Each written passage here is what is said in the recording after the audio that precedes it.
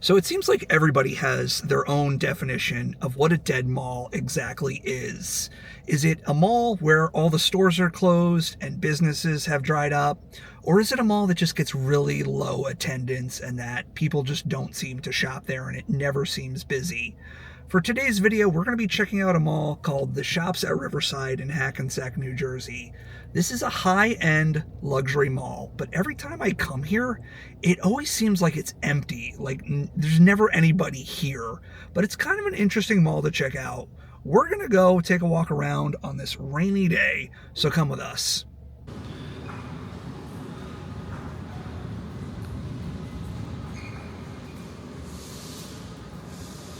All right, let's head inside. Shops at Riverside. Now this is a Simon mall, and a couple years back it did get the Simon treatment, so it is a little bit bland. That very stark modern design.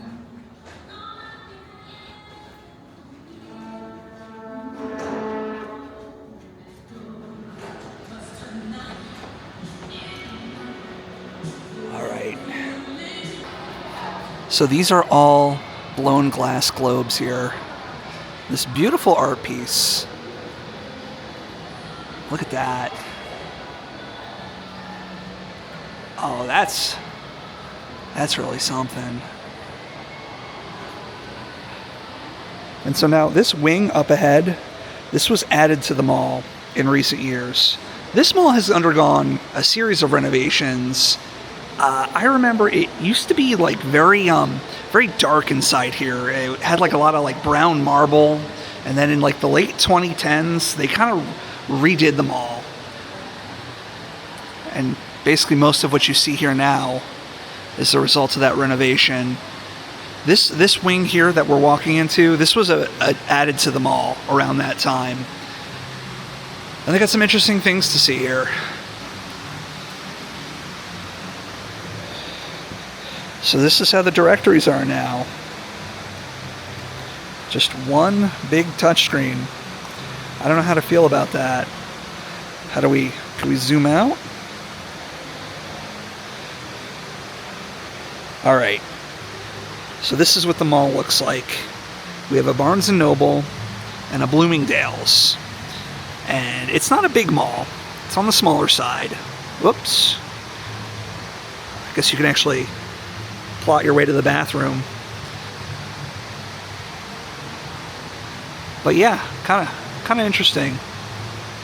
Originally this mall was a Bloomingdale's, and then they added the mall after it. I want to say the Bloomingdale's opened up sometime in the 60s, and then the mall was added in the 70s.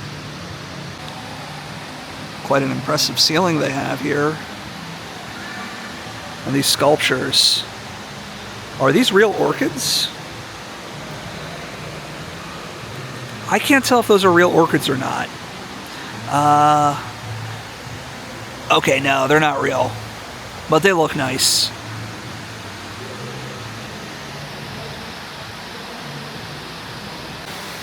And so they do have this really great water feature here. I don't know if you'd call this a fountain. I guess you could call it a fountain.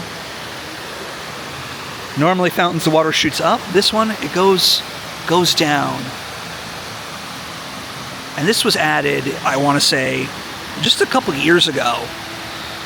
You know, when most malls are removing their fountains, they added one. And it's definitely a very cool, unique design. Look at that.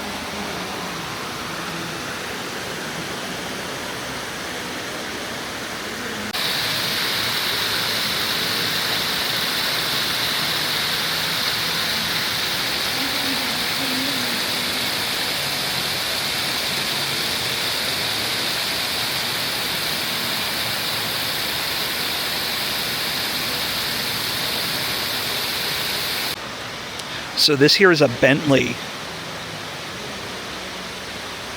How many other malls do you go in and see a Bentley on the sales floor? God, how much do they want for this? $332,000. God. That's insane.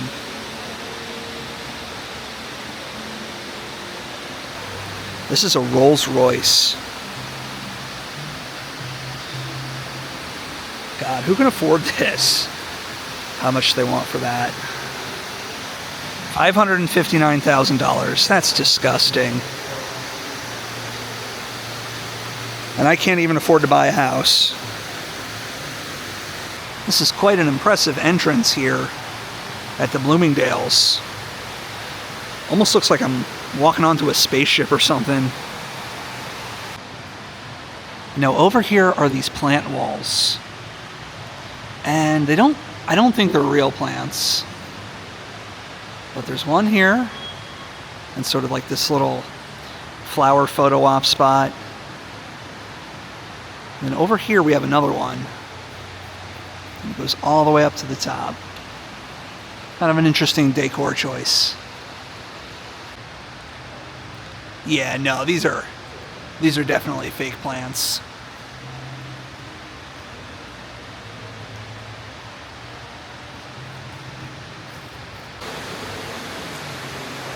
Rolex. Zegna. I don't even know what Zegna is.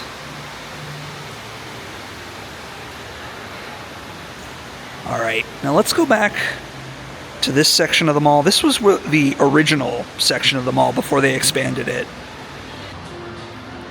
This looks like a vintage reseller store. Probably selling t-shirts for like $200. And there's the Bloomingdales. I guess Bloomingdale's is really the only proper anchor here. There's a Barnes & Noble, which I guess is sort of an anchor.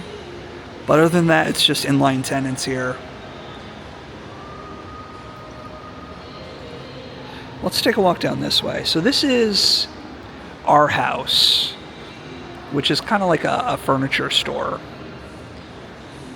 And this section of the mall has kind of a strange vibe to it. It's just kind of quiet down this way. And they have these seats which no one's using.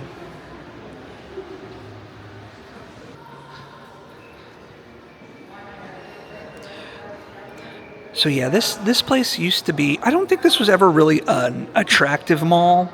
Before they renovated it, it had just like a lot of brown marble, and it was just very dark. I didn't think it looked nice, but now as you can see, it got the Simon treatment, meaning just very, very bright, stark white, a lot of gray, not a lot of color. Now, up ahead here used to be a restaurant. I forget what it was. Oh no, maybe this was a store. Yeah, this was some kind of store. I don't remember what it was though. And there's our house. Our house, I think that's how you pronounce it. And that's sort of like a luxury furniture store.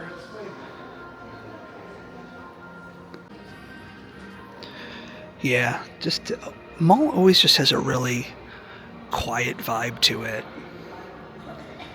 And I guess it must be pulling in enough business. I guess just the higher end stuff pulls in enough money, but I never see it busy. Never really see people shopping, hanging out here. I guess just, luxury malls like this one, it's going to be hard to keep them open when people have less money to spend. And this is also in nearby Paramus. It's in Hackensack. Paramus is nearby, and there are 3 enclosed malls in Paramus. So they have a lot of competition. There's Garden State Plaza, which is a massive mall with good variety of stores, both like mid-range and higher-end stuff. So it's just, people are probably just going to go there rather than make a trip out to this one. But yeah, this very, very quiet and kind of eerie in this section. Even the wet floor signs are bougie here. I kind of like these slats here along the skylights. But then this is, I guess, kind of one of the courts. This mall doesn't really have like court areas like most malls do. I would say it is kind of visually appealing despite being so stark white. They do have like I like the staircase, these circular sections.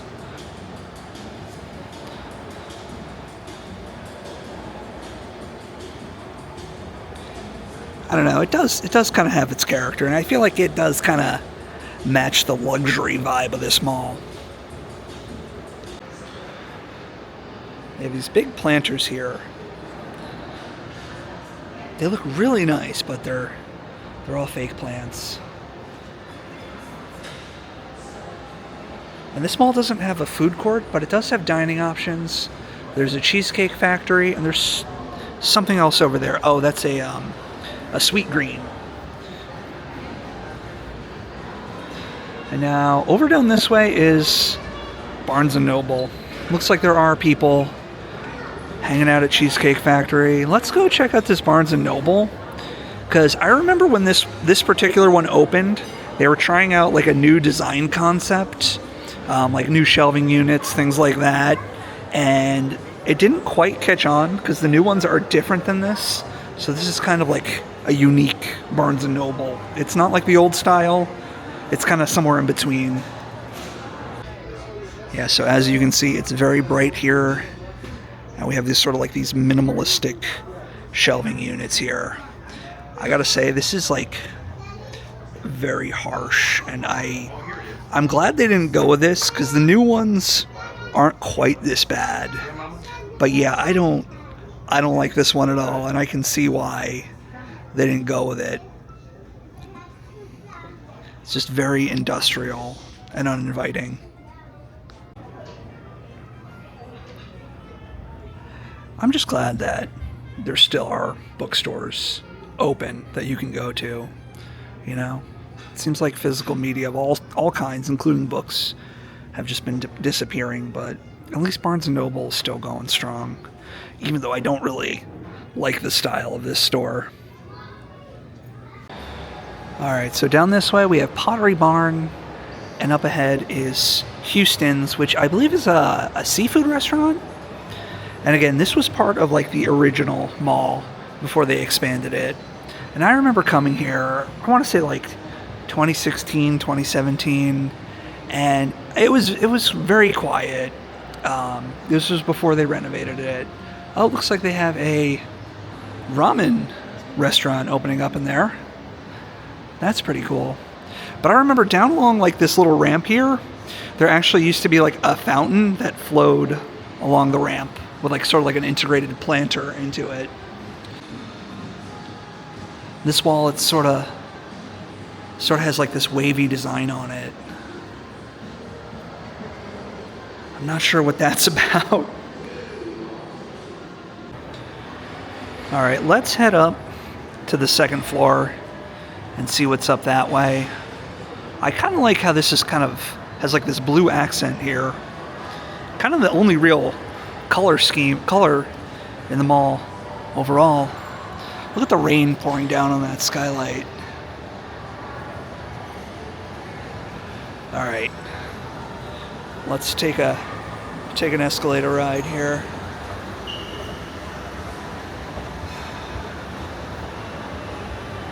Yeah, this blue here is really the only color in the mall.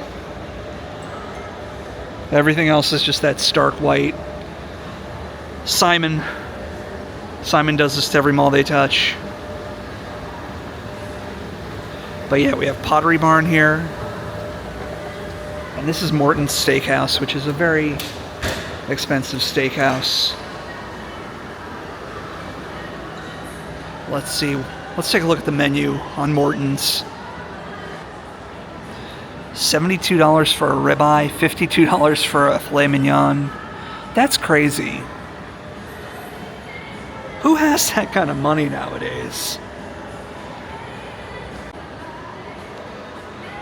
So they have an AMC, and I think the AMC opened up with like the recent additions and renovations to the mall here. And look at this this wall. I guess these are all movie quotes here. Oh yeah, why so serious? Yeah. And you can smell the popcorn. You can smell it from the AMC coming up here.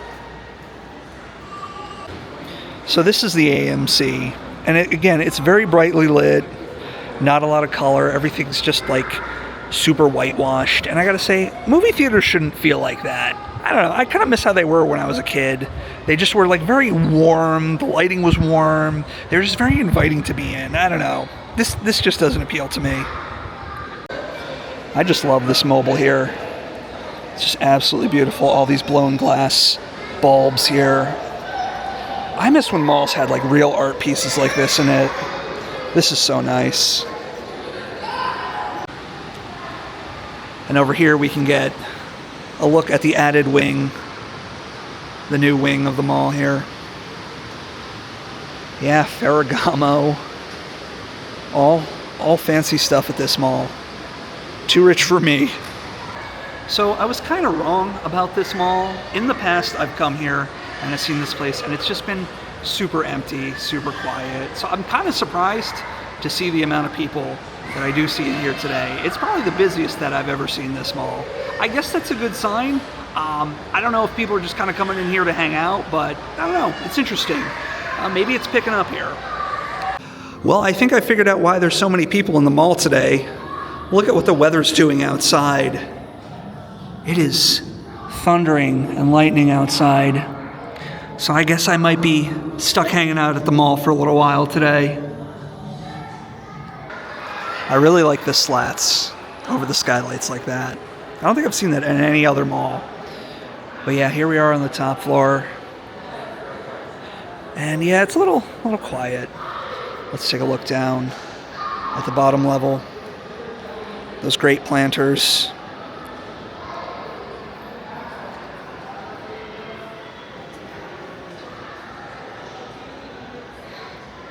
Yeah, I don't know. This is it's interesting that this mall is here. That, you know, in the next town over, 3 active thriving malls, and then you have this one, just like a high-end luxury bougie mall. It's just kind of strange. And I'm surprised that Simon came in so many years ago and dumped all the money into it to try and keep it going. Is it going to pay off in the long run? I'm not really sure. It's hard to really say. I guess only time will tell.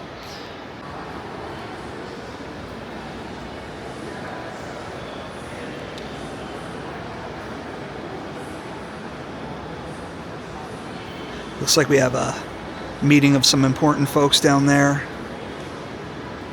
Probably talking about how they're gonna increase their quarterly profits or something. I don't know. Not interesting to me. All right, here's the Bloomingdale's.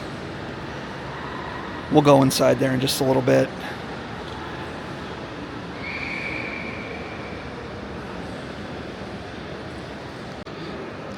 All right, and we have this hallway, which is kind of got a airport kind of vibe to it. And I guess up here, I think this is the second level of our house. Yeah, that's what that is.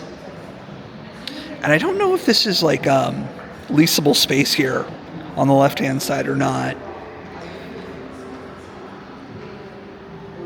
Look at these. I kind of like these seats, though. They look like something from like the 60s.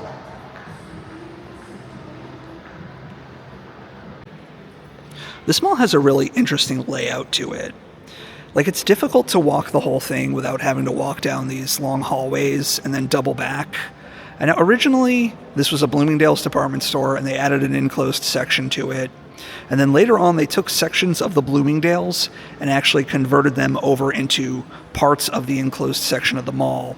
So you can tell that they really didn't have, like, a walkable mall in mind when they made this place. All right, let's walk back this way. And I think we'll go inside the Bloomingdale's and see what that looks like.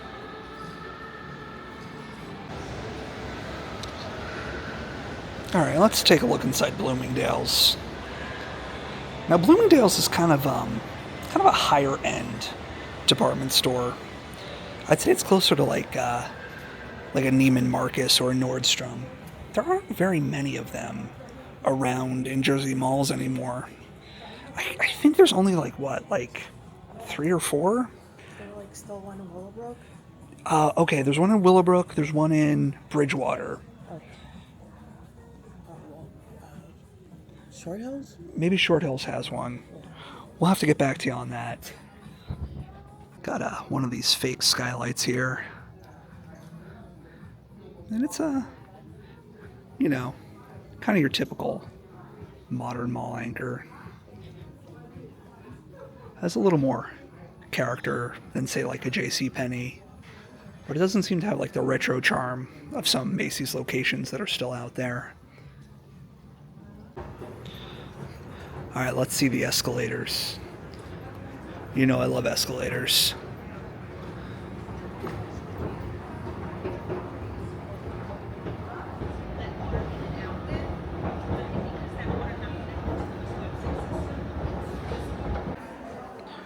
All right, and here we are in the men's section. Kind of a fancy vibe here. But I can kind of appreciate it because it kind of reminds me of how mall department stores used to be. Like, they used to be seen as like luxurious and modern. Now a lot of them kind of seem a little run down. But I don't know. This one's kind of has that feel to it. Maybe a little difficult to put into words, but definitely reminds me of the past in a way that like modern things can do that. Oh, and this is the housewares section. Look at that.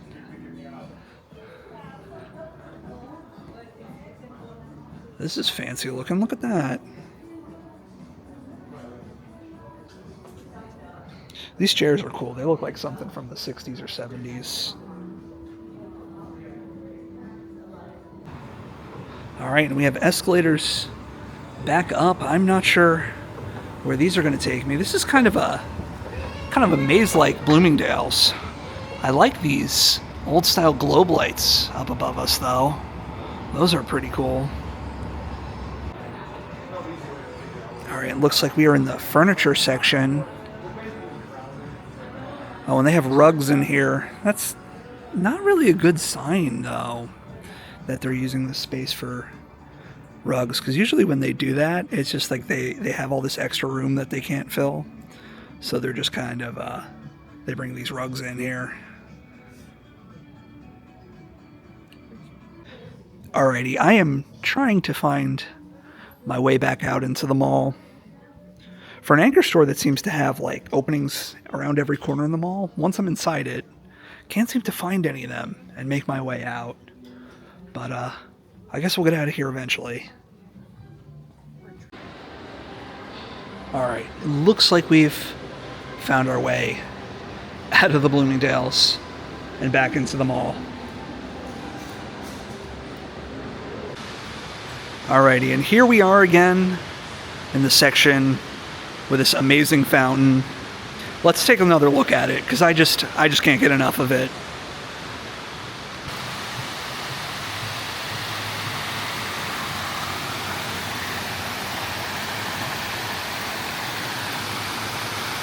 So cool, so relaxing. Nothing I love more than mall fountains, and this one's certainly a unique one.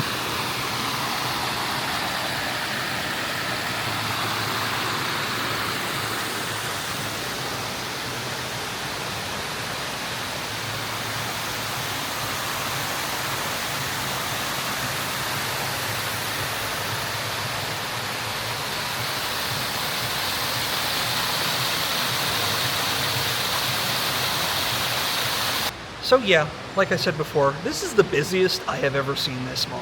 Normally I come here and it's just empty, but even still, not as busy as I would expect from a mall of this size. Can a mall like this last into the future? It's hard to say.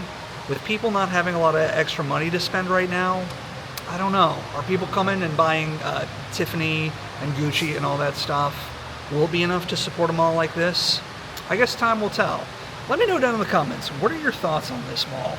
Do you like malls like this? Do you like to come here and walk around? I'm not really a big fan of these malls in general, but I do like this one for some of the unique features that it does have in it. So anyway, if you enjoyed the video, please give it a like and be sure to subscribe to see me on more adventures in the future. If you'd like to support the channel, consider becoming a channel member or check out my Patreon page where I have exclusive videos.